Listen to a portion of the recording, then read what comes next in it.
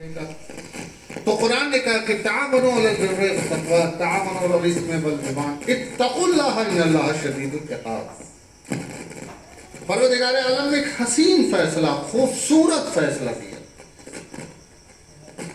کہ کیا کرنا ہے کہ جو نیکی کی راہ میں جائے، چلے، کام کرے، تم اس کے مددگار ہونا۔ رشتوں کی قید سے آزاد کیا پہلی منزل، یعنی اگر کوئی انسان نیکی کی راہ میں، چاہے وہ گورا ہو، چاہے وہ کالا ہو، چاہے اس کا لباس پھٹا ہو، چاہے وہ کسی حسب و نسب کا ہو، اگر وہ نیکی کی راہ میں ہے تو تم اس کے مددگار بنو۔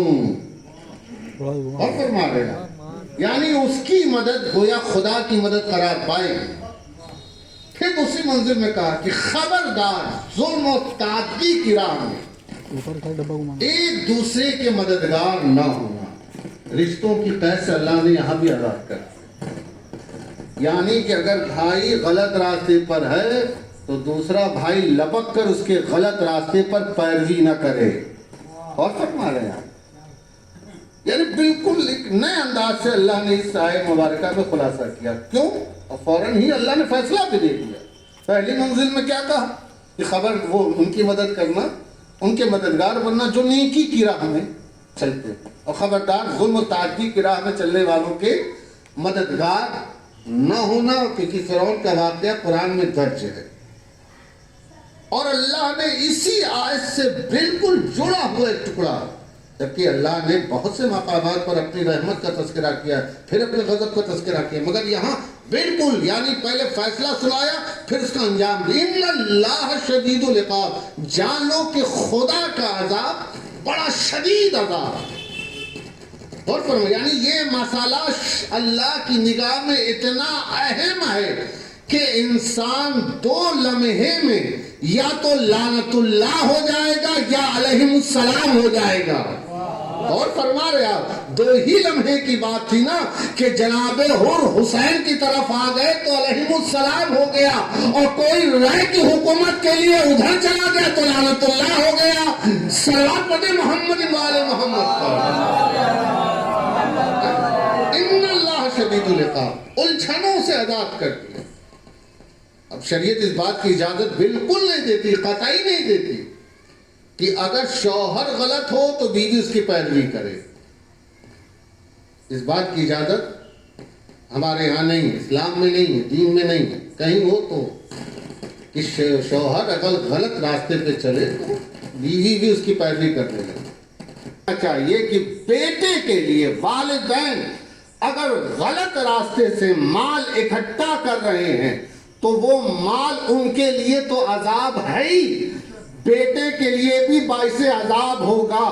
اور اگر نیک ہے اور اس کے لیے پوری حکومت آپ نے سجا کر پیش کر دی کہ اس حکومت کے لیے ہم نے لاکھوں جرم کیے ہیں، بہت بڑا گناہ کیا ہے، مگر جیسے ہی نیک بیٹا ہوگا تخت پہ آئے گا فوراً کہے گا یہ حق ہمارا نہیں ہے، آل محمد کا ہے۔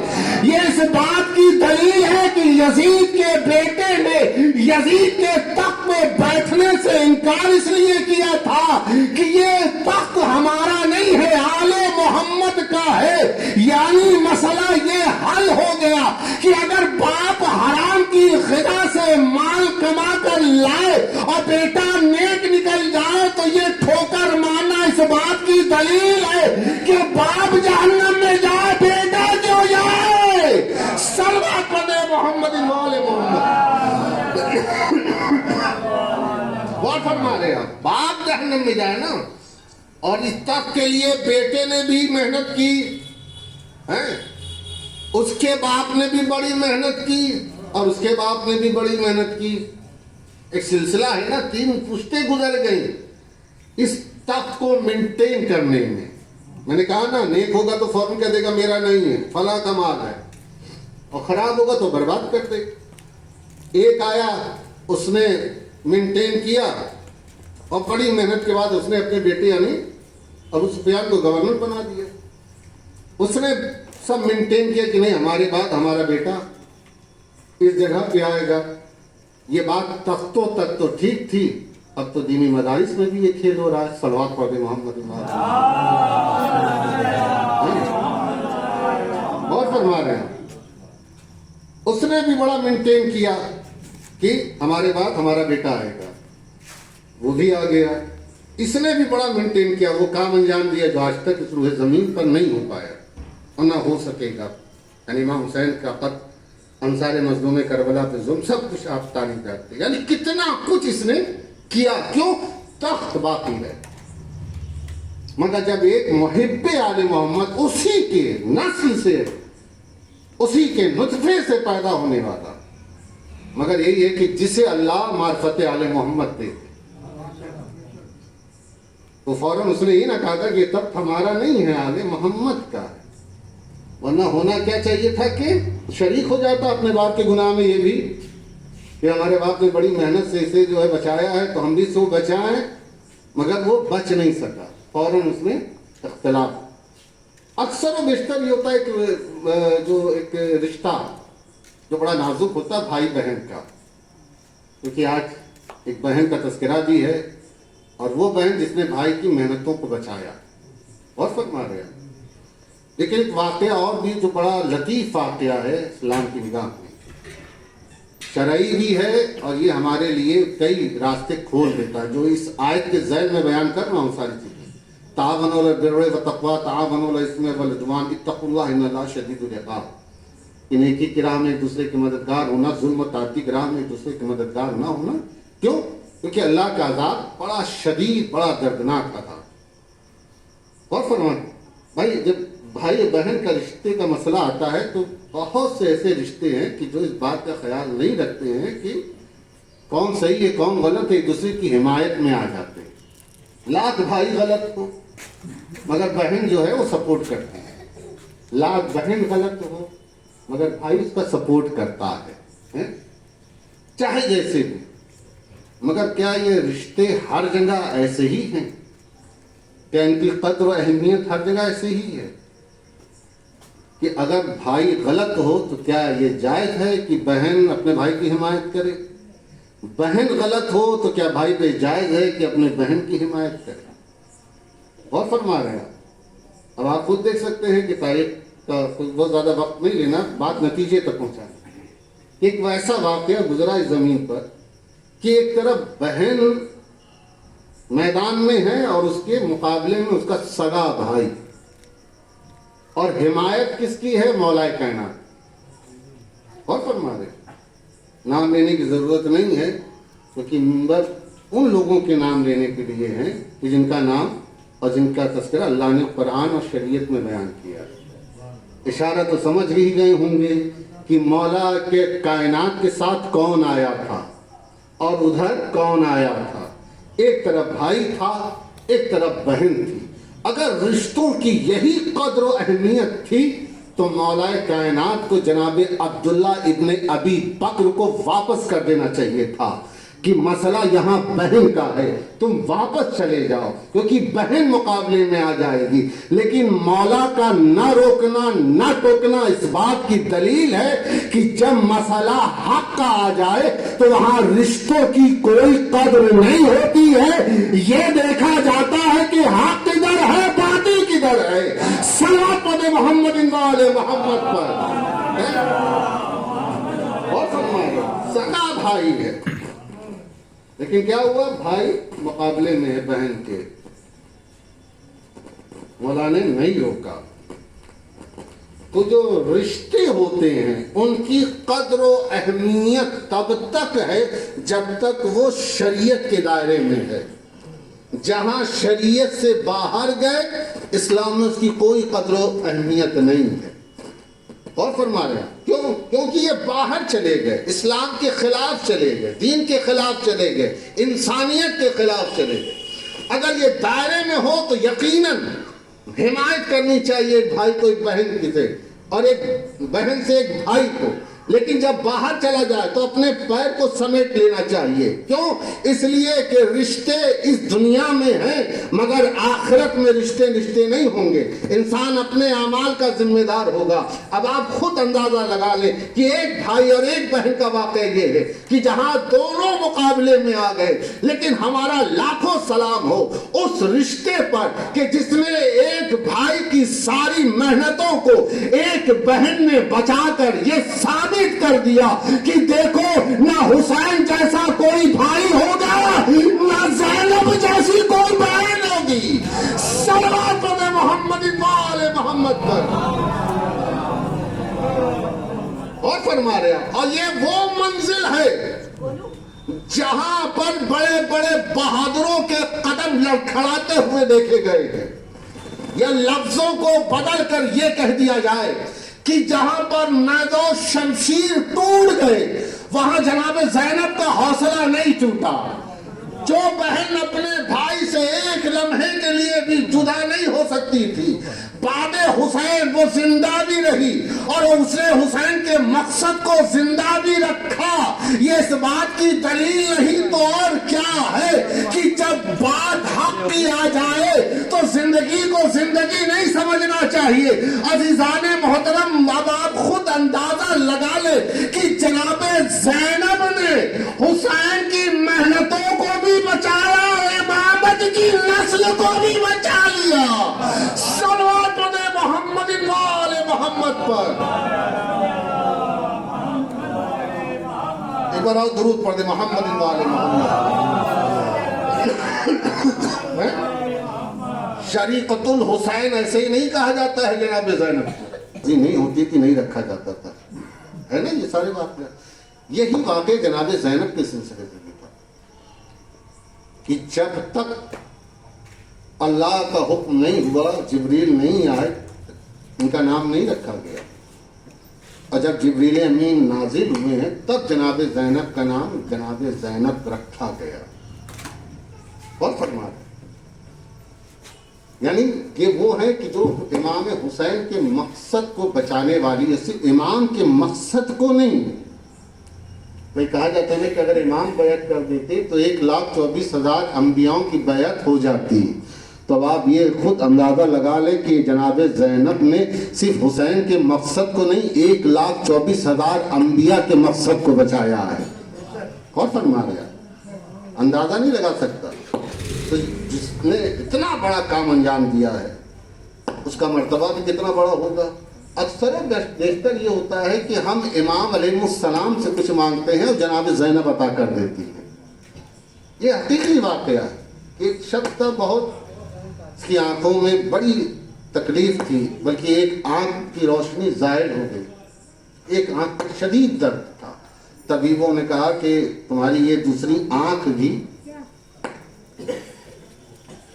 اس منزل پر ہے کہ ہو سکتا ہے کہ اس کی روشنی بھی زائل ہو جائے. وہ بہت پریشان ہوا، بہت تکلیف، آنکھوں پہ پٹی، یہ وہ ساری چیزیں. اس نے ارادہ کیا امام حسین کا. دیکھیں جاتے ہیں لوگ امام حسین کے پاس مگر عطا جناب زینب کرتی ہیں. یعنی وہ سلسلہ جو کربلا میں تھا وہ آج تک باقی ہے. اور فرما رہے وہ سلسلہ جو کربلا میں تھا وہ آج تک باقی ہے. اب آپ خود اندازہ لگائیں کہ اس نے کہا کہ نہیں میں امام حسین کی زیارت کو جاؤں گا، انشاءاللہ مجھے شفا ملے گی. ڈاکٹروں نے منع کہ سفر مت کرنا ورنہ تکلیف میں اضافہ ہو جائے گا، پریشانی بڑھ جائے گی. اس نے کہا نہیں ہم جائیں. بہرحال وہ کسی قافلے کی شکایت ہوا، لیکن اس کے جو درد تھا اس میں اضافہ ہو رہا تھا، تکلیف میں اضافہ ہو رہا تھا، پریشان تھا، کرے تو کیا کرے. سفر والے جو قافلے والے کہہ رہے تھے کہ واپس چلے جاؤ، تمہاری آنکھ کی روشنی چلی جائے گی، تم پریشان ہو جاؤ گے، تم مصیبت میں گرفتار ہو جائے گے. اس نے کہا نہیں ہم جائیں گے چاہے جو ہو جائے. بہرحال جب بہت زیادہ جو ہے اس کی تکلیف میں اضافہ ہوا تو پریشان ہو گیا. دل سے اس نے کیا دعا کی اللہ نے، مگر ایک بیگ اس کی آنکھ لگ گئی. جب آنکھ لگی تو کیا دیکھا کہ شہزادی جناب زینب سلام اللہ علیہا اور انہوں نے اپنے آنکھوں پہ لگایا اور فوراً ہی اس کی آنکھ کھل گئی. مگر کیونکہ پٹی تھی لیکن اس سے یہ احساس ہوا کہ جو درد تھا میری آنکھوں میں وہ دھیرے دھیرے ختم ہو گیا. تو اس نے دعا کی کہ معبود یہ پٹیاں بھی اتر جائیں، کیونکہ درد ہے، کیسے اتارے کہ ایسا نہ ہو کہ درد میں اضافہ ہو جائے. اس کے دل میں خدشہ تھا. بہرحال اس نے دھیرے دھیرے وہ پٹیاں ہٹائیں کہ دیکھے پٹیاں ہٹانے کے بعد درد بڑھتا ہے کہ جیسا ہے ویسے ہی ہے، یعنی جو کم ہو چکا تھا. اس نے دیکھا کہ نہیں درد تو بالکل ٹھیک ہے. اس نے قافلے والوں کو بلایا کہ دیکھو میری آنکھوں کی روشنی واپس آ گئی، یعنی جو گئی تھی وہ بھی آ گئی اور جو درد تھا وہ بھی زائل ہو گیا. اس نے سارا واقعہ بیان کیا کہ میں تو امام حسین کے روزے پہ جا رہا تھا مگر شفا جناب زینب سلام اللہ علیہا نے دی، یعنی وہ جناب زینب جو کل حسین کے مقصد کو بچا رہی تھی. یہ کرشمہ اس بات کی دلیل ہے کہ کل بھی حسین کے ساتھ تھی، آج بھی حسین کے ساتھ ہے. صلوات محمد آل محمد کا مرتبہ کوئی بیان نہیں کر سکتا ہے جناب زینب کا، جن سے کبھی نماز شب نہ قضا ہوئی. یقین جانے کربلا کا مارکا، اس کے بعد شام و کوفہ کی منزلیں، کلیجہ پھٹ جائے عام انسان کا. جینا تو دور کی بات، ایک موت ہو جاتی ہے کسی کے گھر میں تو یوں لگتا ہے کہ کلیجہ پھٹ جائے گا، دماغ کی نسیں الجھ جائیں.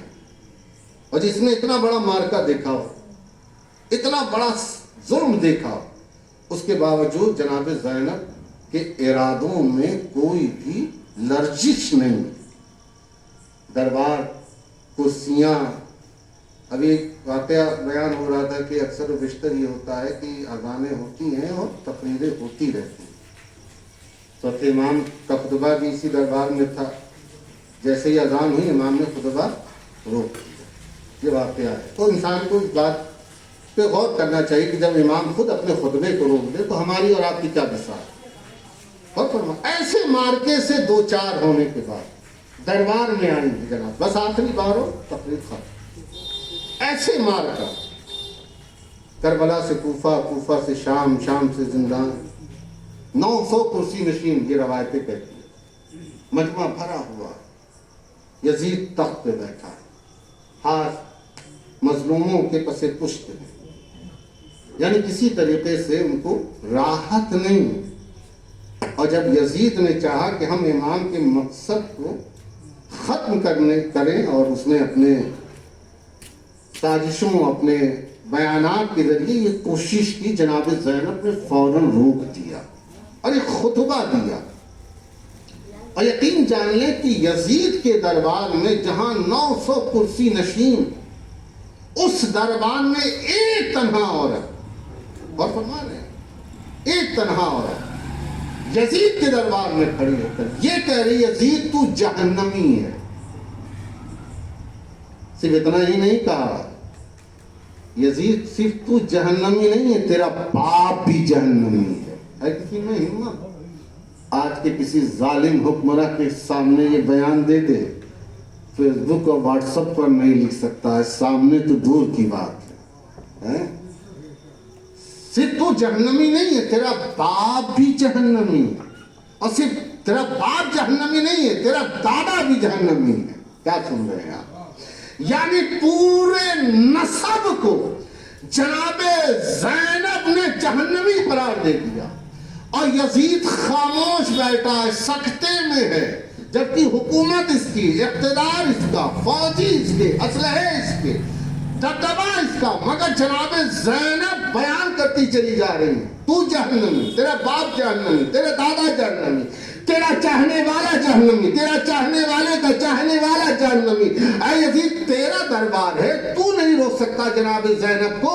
تو عزیزان محترم، ہر انسان یہ کہے گا کہ یقیناً دربار تو یزید کا تھا مگر حکومت جناب زینب کی تھی، کہ کسی میں ہمت نہیں تھی کہ بڑھ کر جناب زینب کے خطبے کو روک لے، اس لیے کہ وہ جانتا تھا کہ اس کی رگوں میں علی کا خون ہے. صلوات محمد